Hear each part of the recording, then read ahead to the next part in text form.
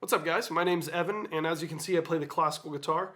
I just got the new Soundbrenner Core in the mail, which I've been so excited about.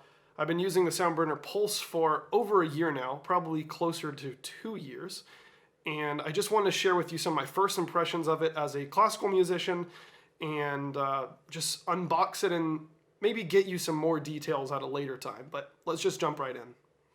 All right, let's go ahead and open it up. It says, designed for musicians by Soundbrenner. Looks like it opens up the side here. Let's give that a go. There it is. Wow, I've been so excited about this. I'm going to pull all the stuff there is to be pulled out of this box and take a look. Okay, so there's the instruction manual. Let's pull that out. You have all these other accessories. I've seen from other videos that this is the charging device here. Attaches magnetically to the side of this. This is the magnet here that you can attach to your guitar or instrument, the back of it. It looks like they have it against the piece of metal there. That feels strong. These are your little earplugs, but we're not really concerned about that. We're interested in checking this out.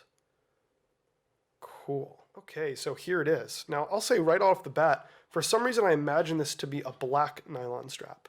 But anyways, let's see how quickly this goes in magnetically. From the videos I've seen, it seems to be really easy, but I'm not really sure. Let's see. I'm going to just drop it on. Wow, that's cool. And it feels locked in, too. All right, let's see if I can turn this on, figure out how it works. But wow, just before I do that, look at this. It's so thin. It seems like a normal watch size. Now, I've got pretty big wrists, but look at that. All right, I'm going to check it out. All right, so I just threw it on my hand for the first time here, and geez, does it look cool. I mean, it looks like any other smartwatch might look. You know, it doesn't look huge like the Pulse did. It sort of looked like some futuristic gadget. And, you know, I have pretty large hands. I'm a 6'1" guy. So if you have a smaller wrist, it might look bigger on you, but to me, that looks like a fairly normal watch size. So I'm going to go turn it on, figure out how it works, like I said before, and get back to you. It turns out it does need a quick charge, and the pamphlet said it only takes an hour and a half to charge, which is great. This connector works extremely well. Look at this. Charging. So much easier than the Pulse. All right, I've got a little bit of charge in this thing, and the instructions say to go to soundbrenner.com/start. I did that. Tells me to open up the app. I already have it. Here we go. Select to connect. Let's see. Pairing request. Pair. Let's see what happens here. All right. There we go.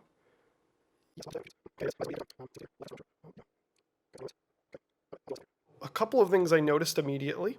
One, it definitely knows when you raise your hand to look up at the time. That's really nice. Another thing is the screen is high quality, but I wouldn't say it's like the quality of, say, an Apple Watch or something. You can see the pixels if you look really close, but a little bit further away, and it's quite nice. Also, the way you switch between the modes is fairly simple. So once it's on, you just tap here at the bottom right button, and it goes over to Metronome. And time for the real test, right? Something that we all were planning on using on this. Let's see the metronome. Oh, I have to enter the app, actually. Just getting used to this. There we go. So the metronome. I have to say that I was worried about this device being so thin and a lot smaller and wondering if this was going to be a strong enough of a vibration to feel. And I haven't configured any of the settings yet. This is just default. On the Pulse, I turn the vibration all the way up, I believe. And here on the Core, this is just the default setting, and I feel it strongly, even with it being a smaller device. So that's really, really good to see. Well, I gotta show you something I just tried. So I'm going to just remove my Core here, and then I'm going to tap this left button. It shows metronome first, and then I'm going to just spin this little wheel to tuner. Press enter there, and now it's in the chromatic tuner mode. Now check out how well it connects to the guitar. Now these magnets I thought were not going to be very strong. because from a demo I saw that they recommend that you attach the little thing that goes on the back of your guitar for a stronger connection, and I could see this being dangerous, especially if you're an electric guitar player that has their headstock quite a bit higher. But just look at this connection here. And since I'm over carpet, I'll show you this. It just feels strong. I mean, when you do this, it starts to tilt off, but I always play with my headstock like that. I mean, let's see. I'm over carpet anyways. It is strong. Now check out this tuner functionality. Let me focus it here. I'll play a note. It's a little difficult angle for me here. Now I just tuned it up, but let's just see what the other lights look like. E flat. You can see the little arrow pointing it closer to E. Oh, that's a pretty cool thing that it shows you the cents and everything there. Wow, that's neat. This really makes me feel like I'm in the future. It's 2020 after all. I just want to show you a few of the other functionalities here. I'm going to go into the menu here, or the app screen, and I'm not really sure what you call it. But of course you have the metronome, you have the tuner and the decibel meter, which we all heard a lot about. But there's also a timer and a stopwatch here, and then of course settings. But check this out, the timer. I really like this because oftentimes when I'm practicing, I'll set like a 15-minute timer or a 5-minute timer. Honestly, usually the shorter the better, but let's check that out. So I'm going to enter the timer here, and then you set the time. I'm going to guess by pressing these buttons. I'm just going to set it to 15 seconds, or let's just set it to 5 seconds to see what it does. Then you set it by double tapping the screen. Let's see, it's counting down from 5 seconds. Let's see what happens. Timer done. And if you can hear that,